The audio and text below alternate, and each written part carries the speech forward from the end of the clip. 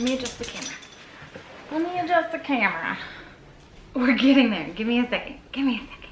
What's up, guys? Happy 10/17 day, which if you guys don't know or you're new here is a very special day to me. So growing up, I always saw the clock at 10/17, whether it was the morning or the night. Football scores stopped at 10/17. It just kind of became my thing. So about high school time, I started telling everybody that I was going to get married on 10/17. Everybody in my life knew it, friends, family, ex-boyfriends, everybody. So when I met my ex-husband, I remember on our second date, he said, "When would you want to get married?" And I said, October 17th. So much so that we even got married on a Thursday so that it could be on 10/17. Obviously, fast forward a few years, didn't work out. And I remember right afterward being like, well, crap, that's my lucky day. And I thought, you know what? He and this marriage and everything's kind of taken enough from me. I don't want to give up my lucky day, and I'm going to reclaim it. So the first year, which was probably a couple months after I left, I drove out to Death Valley. I did my first solo camping. It was incredible. Last year, I was actually flying back from a trip in Michigan, so also a very good day. And then I had dinner with a friend. So I've kind of reclaimed it. It's become my little lucky day. But obviously, I kind of take the day to reflect a lot on, you know, just the past few years and what I've learned. And Millie's going wild over here. And a couple of things have kind of come up lately for me, and I just thought I would share in case anybody can relate on either side of things. So one thing I've kind of noticed is if I'm telling a story and he was included and his name comes up, people get real weird.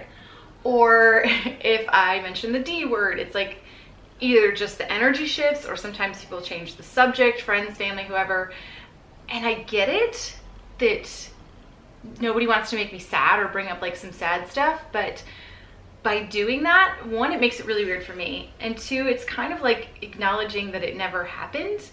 I was reading this book, Plan B, and obviously a very different situation. Her husband died, but she was saying one of the worst things was that people wouldn't say his name, and they wouldn't, not that they wouldn't let her talk about it, but it just kind of got weird. And I think people are okay if I'm talking about it and it's like we're gonna sit down and have this talk, but if I just kind of throw out a story and his name comes up, people just like shift.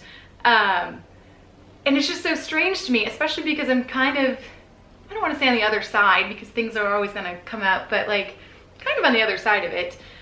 You know, I talk about other ex-boyfriends and their names come up and it's not weird, and I don't want to feel like I can't talk about those 5 years because they weren't all terrible. And so that's been a really weird thing for me, I've noticed over the past couple years.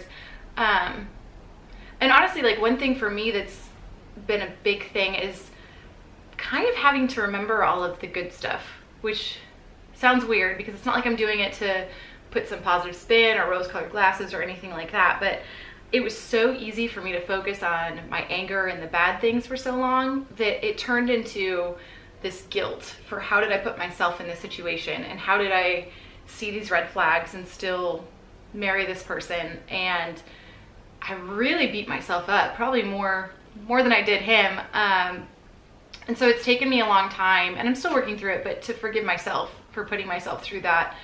And in doing that, I've had to force myself to remember why I fell for him, why I ended up there, a lot of the good stuff. And you know, that comes with a lot of mixed emotions, but it's been healthy, I think, to realize that it wasn't all bad. So, you know, sometimes I'll just throw out a story of something funny that happened, but as soon as I say his name, people get really weird. So, at least for me, I know it's different for everybody. Some people don't want to talk about the stuff that they've been through, but I would prefer if people just talk like normal and don't get weird about it. So that's one thing I noticed. And another big thing, you know, I've got friends and family who are married with kids, and I find people don't want to talk to me about their marriages, their families, their weddings. And, you know, I've been told, we don't want to make you sad. And I had a friend that got married about 2 months after everything happened, and she kept saying, like, if you don't want to come to the wedding, I understand. And it's like, no, not at all, because one, that's your life.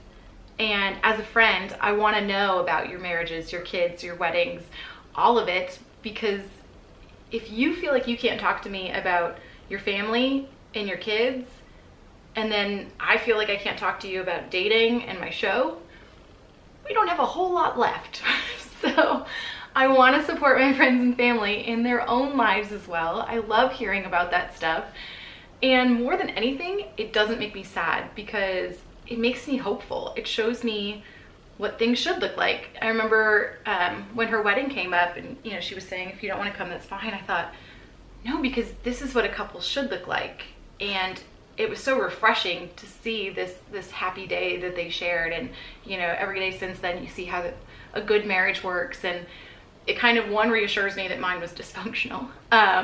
But two, it shows me what I want to have someday. So I don't mind hearing about kids and husbands and weddings and all of that. So those are kind of the two big things that I've been thinking about lately. And, you know, I'm just trying to reclaim my life and create it to be something that I love. And I think that's the biggest thing, is that I'm happy with my life and I'm happy with where I'm at. And that makes it okay to talk about the past or talk about whatever you're going through. And I'm not getting wrapped up in how things should have been, because I think they worked out the way they were supposed to. So yeah, kind of coming into another anniversary of anniversaries and my own special day. Just reflecting on a lot of it. And this year I was actually going to go, I was going to camp in Lone Pine at the base of Mount Whitney, but I've been so on the go that I think I'm actually going to stay here. I'm going to go for a hike, maybe get a massage, maybe take myself to lunch.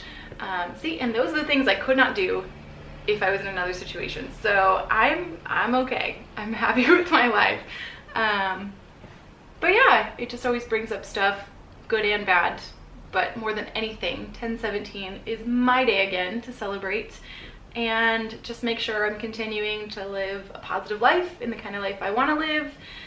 And if anybody can relate to this, you know, whether it's they have friends who've lost loved ones or gone through a divorce and they feel uncomfortable and don't know how to talk to them, or if you've gone through that and you find people shy away from those conversations around you as well, you know, please leave me a comment. I don't know how much I have to give in that department. I just know how I feel and how I can relate, and everybody's different.